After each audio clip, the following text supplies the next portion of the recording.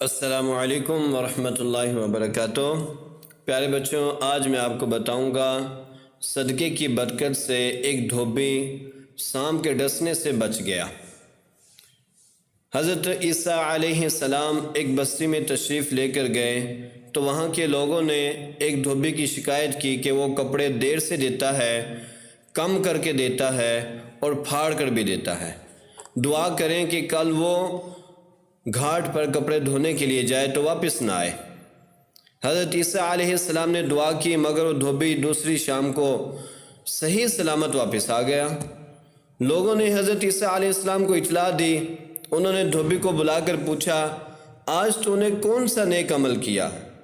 دھوبی نے کہا، اور تو کچھ نہیں، صرف یہ کیا، ان پہاڑوں کی طرف سے میرے پاس ایک شخص آیا اور مجھ سے کہا کہ میں کئی دن سے بھوکا ہوں، تیرے پاس روٹی ہو تو مجھے دے یا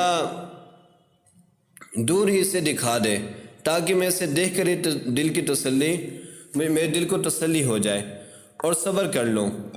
میرے پاس 3 روٹیاں تھیں، میں نے ایک روٹی دی، اسے کھا کر اس نے دعا کی، اللہ تیرے اگلے پچھلے گناہ معاف فرما دے اور تیرے دل کی ہر طرح کی بدنیتی سے پاک کر دے۔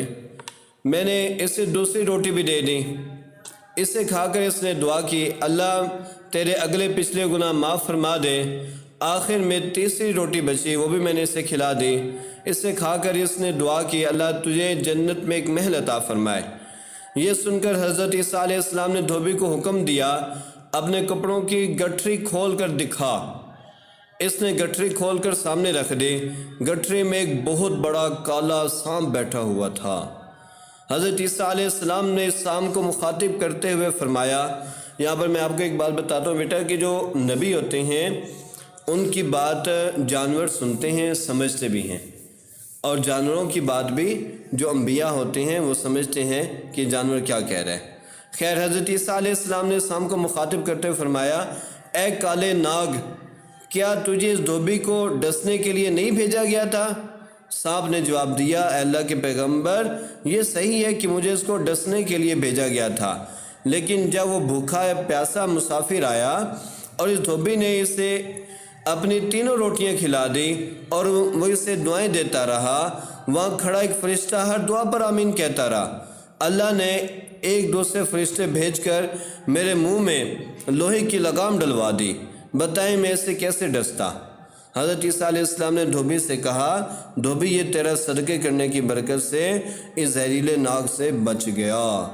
دیکھو بیٹا، اگر ہم اللہ تعالیٰ کی راہ میں صدقہ کریں گے، چاہے وہ تھوڑا سا بھی کیوں نہ ہو، تو اللہ تعالیٰ ہمیں کتنی بڑی بڑی آفات سے بچائیں گے۔